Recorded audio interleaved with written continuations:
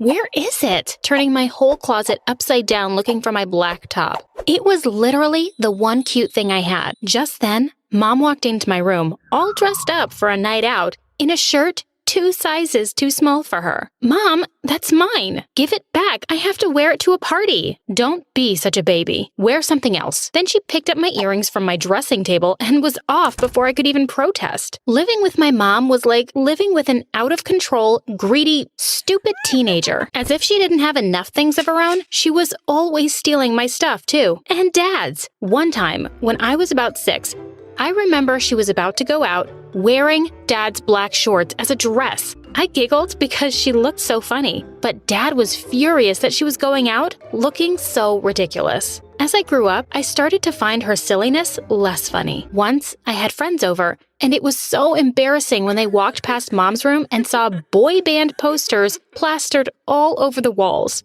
We were listening to some music in my room, and she came and joined us and wouldn't stop dancing like crazy. Mom always wanted to hang out with my friends when they were over, all except Brittany. For some reason, she just seemed to hate her. No matter how nice or polite Brittany was to her, she couldn't even get a decent hello out of Mom. Once when we were in the 4th grade, Brittany and I were having the time of our lives when Mom walked in. She went absolutely insane on Brittany for teaching me how to make all this junk food and for turning me into a cow just like herself. Brittany just stood silently. What's wrong with her? I should report her to Child Services for being so mean. I'm so sorry, Britt, I said after Mom had walked off. It's okay. My dad's kind of like that too. Don't be mad. She's your mom after all. Fine. I won't report her. I'll just choke her in her sleep maybe, I said, and we both burst out laughing. Of course, Brittany didn't come over much after that, and that wasn't even the worst of it.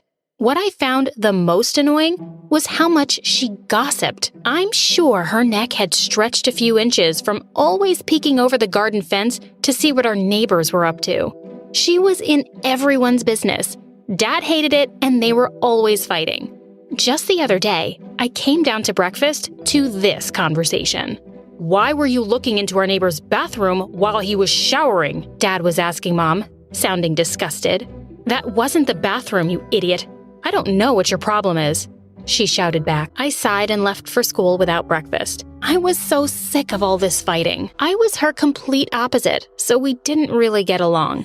She kept calling me a nerd and a freak, which really pissed me off. One day in school, as I was putting my stuff away, someone came by and leaned against the lockers. I looked up, and all of my notebooks went crashing down on the floor. It was Peter, the one I'd been dreaming of every day and writing about in my diary every night. And he was looking right at me. He laughed and helped me pick up my things. I'd turned as red as a tomato. I don't remember what I managed to say, but I definitely just stared at him with my mouth open when he said these words. So, Mandy, would you like to go watch the game with me tomorrow? I looked around as if I was expecting another girl named Mandy to be standing right behind me. He knew my name? I managed to stutter out, yes? He said a casual, pick you up at 6, and walked off. I just stared at his back, and then I ran off to tell Brittany. We were both screaming and jumping up and down with excitement. The next few weeks seemed right out of a fairy tale. He was so charming and cute. He gave me flowers and took me out on intimate picnics and to baseball games. But of course, I wouldn't invite him to my house. My crazy mom would freak him out.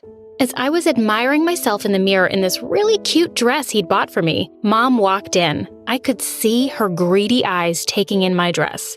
That would look so much better on me. Red's really not your color, honey. I just rolled my eyes and ignored her.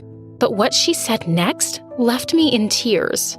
I have no idea why the most popular boy in the school is suddenly into a nerd like you. You're really not his type. She laughed and she walked away. Ouch! I brushed away my tears angrily, but felt better when Brittany said that I looked hot. I ran out when I heard Peter's car outside.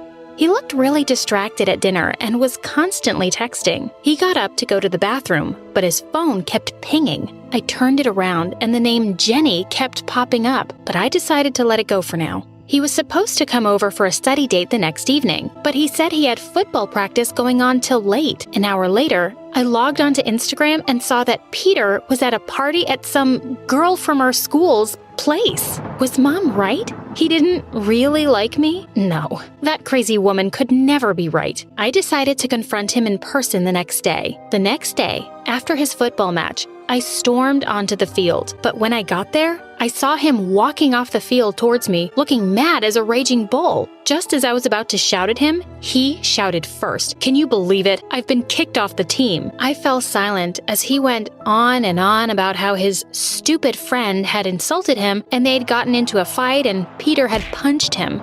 The idiot coach refused to even listen to me and has disqualified me for the rest of the season. I can't afford this, Mandy. I need that sports scholarship for college. With angry tears in his eyes, Peter grabbed his things from the locker and left school early that day. I tried to call him a few times, but he just wouldn't pick up. The next morning when I went to school, I noticed that everyone was gathered outside, talking in hushed voices. I could smell smoke in the air. Brittany said that the sports complex had burnt to the ground last night.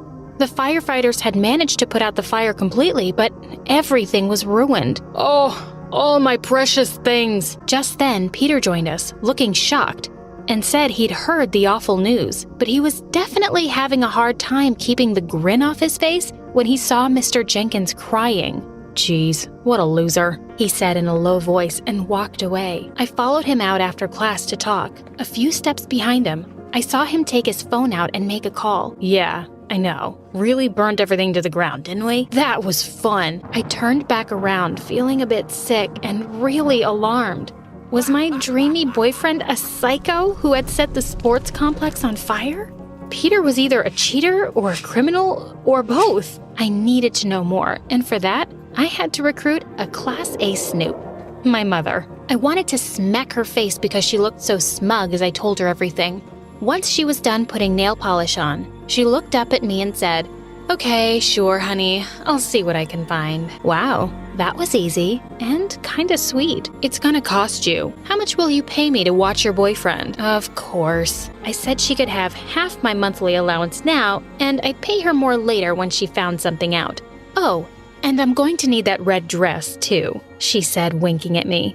The next week, I played it totally cool with Peter. He was being nice to me again. As he kissed me one day, I just felt myself melting. Maybe I'd just made a big deal out of nothing, I thought. Or maybe I hadn't. It turned out to be even worse. When I got home from school one day, Mom was waiting in the kitchen for me, almost hopping with excitement. She told me she was friends with Peter's dad, and he'd invited her over when no one was home. She winked as she said this, and I cringed. Ugh. And she had excused herself to go to the bathroom and snuck up to Peter's room instead. Mom said, I looked under his bed and found some things. A huge poster of Dr. Phil, a can of kerosene, and, oh, some pages from your diary. I read the first line and fell off my chair. I stared at them in horror. They weren't the actual pages torn from my diary. These were photocopies, and they were all from the days before Peter had asked me out. My face burned as I thought about how he must have laughed at me as he read them. I saw Mom's face, and it made me even angrier. She was trying very hard not to laugh. Of course, she had read them too. Furious, I grabbed the pages and headed over to his house. I walked into his room and slammed the door shut, but he still didn't hear me over all the things he was blowing up on the screen. I reached over to him and snatched the headphones off his head. Hey, what do you think you're doing? He yelled, jumping from his chair. What the hell is this? I spat, throwing the pages at him. Oh, poor Mandy. You really were so easy. I guess there's no keeping secrets now since you've been a little snoop and found it all out. I stood frozen on the spot, not sure what he was even talking about. He told me that someone had given him the diary pages and begged him to ask me out in exchange for doing all his assignments, projects, and college applications. It was a great deal for him and he needed to focus on his football. You're lying, I shouted. Who else would be able to take my diary? Think hard, Mandy. Think real hard, he said, grinning. Mom? My mind was racing. No, she was crazy all right, but she was too dumb to do his schoolwork. I could only think of one other person who could have sneaked out my diary. I gasped. There was only one person. But why? I managed to say. She really seems to hate you. She told me to ask you out, make you fall in love with me, and then dump you publicly. I snatched back the papers and threw the glass of soda sitting on the table at him. I'm not gonna let you off the hook. I'm reporting you to the police. I screamed furiously. For what? Making you think I was in love with you? I'm sure they'll slap on the handcuffs for that, he roared with laughter. For burning the building down, you psycho, I said. He stopped mid-laughter, looking at me stupidly. I heard you talking to someone about how much fun it was to burn the place down, I said. He was in fits of laughter again, wiping tears from his eyes. He told me I was the dumbest spy on the planet, pointing to his TV screen. He said that the video game is what he had been talking about on the phone with his friend, and the can of kerosene was for cleaning paintbrushes. I stormed off, feeling utterly humiliated and stupid. I had to talk to the person who wanted to humiliate me, my best friend, Brittany. When I rang the bell at Brittany's house, she didn't look surprised to see me. "Let's talk outside, shall we?" she said. With tears rolling down my cheeks, I waved the pages at her and asked her why she would hurt me like this. What had I ever done to her? What she said left me in complete shock. "It's your dad." Or should I say, our dad. Brittany looked furious as she explained that she had recently found out that we were half-sisters, and our dad had abandoned her mom. "You got the chance to live with your real parents, while I lived with a man who never loved me and always abused me. Mom was too weak to do anything. It's not fair. I hate you." I couldn't believe a word of it. There had to be some mistake. I ran back home and barged into Dad's study. "Tell me the truth about Brittany." He stared at me, turning pale. He started crying and explained that he and Brittany's mom used to work together and he fell in love with her because she was so lovely. But Mom couldn't take care of herself, so he couldn't just leave her. He had to choose my crazy mom. Just then, Mom came in.